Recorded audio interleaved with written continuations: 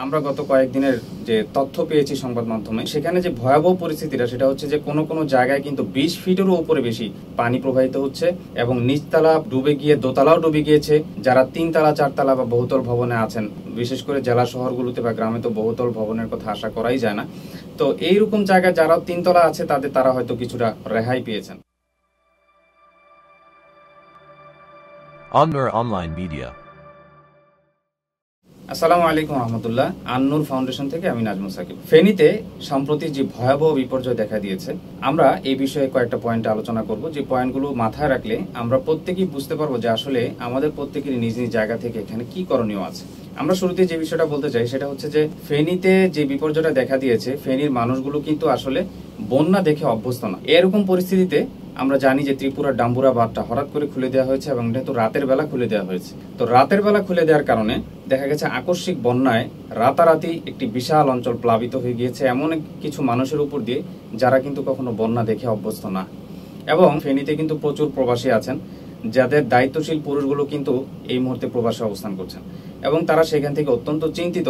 তাদের পরিবারে হয়তো বৃদ্ধ বাবা মা আছেন কিংবা তাদের পরিবারে শিশু আছেন, নারীরা আছেন, যাদেরকে এই মুহূর্তে তৎক্ষণাৎ রেস্কিউ করে যে কোথাও নিয়ে যাবে বা তাৎক্ষণিক একটি বুদ্ধি খাটিয়ে কোনো একটি সিদ্ধান্ত নিয়ে তারা কোনো একটি কাজ করবেন, এই বিষয়টা হয়তো তারা বুঝে উঠতে পারছেন না। এবং সর্বশেষ যে বিষয়টা হচ্ছে যে সেখানের পরিস্থিতিটা যদি আমরা বিশ্লেষণ করি বা আমরা গত কয়েকদিনের যে তথ্য পেয়েছি সংবাদ মাধ্যমে, সেখানে যে ভয়াবহ পরিস্থিতিটা সেটা হচ্ছে যে কোনো কোনো জায়গায় কিন্তু 20 ফিটেরও উপরে বেশি পানি প্রবাহিত হচ্ছে এবং নিচতলা ডুবে গিয়ে দোতলাও ডুবে গিয়েছে। যারা 3 তলা 4 তলা বা বহুতল ভবনে আছেন, বিশেষ করে জেলা শহরগুলোতে বা গ্রামে তো বহুতল ভবনের কথা আশা করাই যায় না।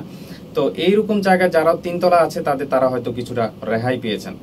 আমরা পানি পুরোপুরি নেমে গেলে জানতে পারবো যে সেখানে আসলে কি পরিমাণ ক্ষয়ক্ষতি হয়েছে। তো এই ভয়াবহ বিপর্যয়কর একটা পরিস্থিতিতে আমাদের আসলে কোনো একটি নির্দিষ্ট ফাউন্ডেশন বা সরকারি বিভিন্ন যে সংস্থাগুলো আছে শুধুমাত্র তাদের উপর ভরসা করে বসে থাকাটা উচিত হবে না। এখানে আসলে আমাদের প্রত্যেকেরই কিছু করণীয় আছে। কি কি করণীয় আছে আমরা একটু ব্যাখ্যা দিয়ে বলছি।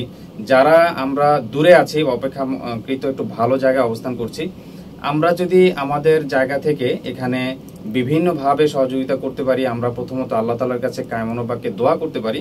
এবং এটা যেহেতু একটি জাতীয় দুর্যোগ, আল্লাহ তাআলার পক্ষ থেকে একটি পরীক্ষা, আমরা এই জন্য আল্লাহ তাআলার কাছে খুব বেশি বেশি তওবা করতে পারি, ইস্তেগফার করতে পারি। এর পাশাপাশি আমাদের যাদের আর্থিক সামর্থ্য আছে, আমরা কিন্তু আমাদের সর্বোচ্চ আর্থিক সামর্থ্যটুকু সেখানে বিলিয়ে দিতে পারি। এরপর যাদের আর্থিক সামর্থ্য নেই কিন্তু দৈহিকভাবে পরিশ্রম করার অভিজ্ঞতা আছে এবং সামর্থ্য আছে, আমাদের অনেক ভাই সেখানে গিয়েছেন আলহামদুলিল্লাহ, প্রয়োজনে আমরা আরো যাব। এবং সর্বশেষ যারা তথ্য দিয়ে সহযোগিতা করতে পারছেন, বিশেষ করে স্থানীয়রা, তাদের কিন্তু সঠিক তথ্য দিয়ে সেখান থেকে সহযোগিতা করাটা এই মুহূর্তে সবচেয়ে বেশি গুরুত্বপূর্ণ। তো আমরা আন্নুর ফাউন্ডেশন থেকেও মানবতার এই যে একটা বিপর্যয় পরিস্থিতি এসেছে, আত্মমানবতার ডাকে এবং আল্লাহ তাআলার কাছে জবাবদিহিতার জায়গাটা থেকে আন্নুর ফাউন্ডেশন সবসময় নিজেদের সামর্থ্যের জায়গা থেকে কাজ করে আসছে আলহামদুলিল্লাহ। এবং আমরা এখনো বরাবরের মতো কাজে নেমে পড়েছি। আমরা এই মুহূর্তে যে কাজটা করছি সেটা হচ্ছে যে ফান্ড কালেকশন করছি। এত এত বড় বড় ফাউন্ডেশন থাকা সত্ত্বেও আমরা কেন ফান্ড কালেকশন করছি সেটা একটু বুঝিয়ে বলছি। আমাদের অনেক ভাই বোন আছেন প্রবাসে কিংবা দেশে, যারা আমাদের সাথে খুব গভীরভাবে রিলেটেড এবং তারা দেখা যাচ্ছে যে বড় বড় ফাউন্ডেশনগুলোতেও দিয়ে অভ্যস্ত নন। তারা সরাসরি আমাদের কাছেই আস্থা পাচ্ছেন, আমাদের উপরই আস্থা পাচ্ছেন। তো তাদের জন্য আমরা বিশেষভাবে তাদের জন্যই নামা। এবং পাশাপাশি আপনারা যারা দেখছেন, আমাদেরকে দেখলে আস্থা হয়, আপনারা কিন্তু আমাদের কাছে আপনাদের যে সাহায্যটুকু বা অনুদানটুকু আপনারা পাঠিয়ে দিতে পারেন। আমরা প্রতি মুহূর্তের আপডেট দিয়ে যাব ইনশাল্লাহ। এই মুহূর্তে আমাদের কাছে আলহামদুলিল্লাহ কয়েক লক্ষ টাকার অনুদানের ওয়াদা চলে এসেছে, যেটা 2-1 দিনের মধ্যে হাতে চলে আসবে। আমরা অতি দ্রুতই ত্রাণ কার্যক্রম শুরু করতে যাচ্ছি এবং এই ক্ষেত্রে আপনাদের সর্বোচ্চ সহযোগিতা এবং দোয়া কামনা করছি। আমরা বিশেষ করে এই মুহূর্তে যেহেতু ত্রাণের প্রয়োজন, রেস্কিউর কাজটা আলহামদুলিল্লাহ চলছে। এই মুহূর্তে নতুন করে রেস্কিউ টিম যাওয়ার প্রয়োজন বোধ করছি না, আমরা যেটা তথ্য বিশ্লেষণ করে পেয়েছি।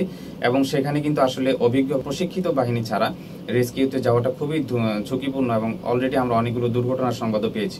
হযরত আবু হুরায়রা রাদিয়াল্লাহু আনহু সূত্রে বর্ণিত, রাসূল সাল্লাল্লাহু আলাইহি সাল্লাম ইরশাদ করেছেন, ওয়াল্লাহু ফি আউনিল আবদি মা কানাল আবদু ফি আউনি আখি।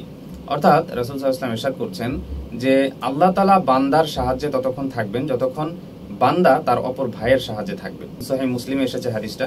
তো এই হাদিসের আলোকেই এবং আল্লাহ তাআলার কাছে জবাবদিহিতার জায়গাটা, আর্তমানবতার যে ডাক এসেছে, হৃদয়ের যে আমাদের আকুতি, এই জায়গা থেকে কিন্তু আমরা আসলে নিজেরাও নেমে পড়েছি তো আমরা আপনাদের কাছে উদাত্ত আহ্বান জানাচ্ছি। তো যার কারণে আন্নুর ফাউন্ডেশন উদ্যোগ নিয়েছে যে পরবর্তী পদক্ষেপগুলোতে সময়গুলো সময়োচিতভাবে আমরা তথ্য বিশ্লেষণ করে যে জায়গায় যখন যেখানে যতটুকু যা প্রয়োজন আমরা আমাদের সামর্থ্য অনুযায়ী করার চেষ্টা করছি। তো আন্নুর ফাউন্ডেশনের পক্ষ থেকে, আন্নুর ফাউন্ডেশনের শুভাকাঙ্ক্ষী আপনারা যারা দেখছেন আমাদের ভিডিওগুলো, আপনাদের কাছে আমাদের উদাত্ত আহ্বান থাকবে যে আপনি যদি অন্য কোথাও আপনার সহযোগিতাটুকু না পাঠিয়ে থাকেন তাহলে আপনি আমাদের কাছে চলে আসতে পারেন।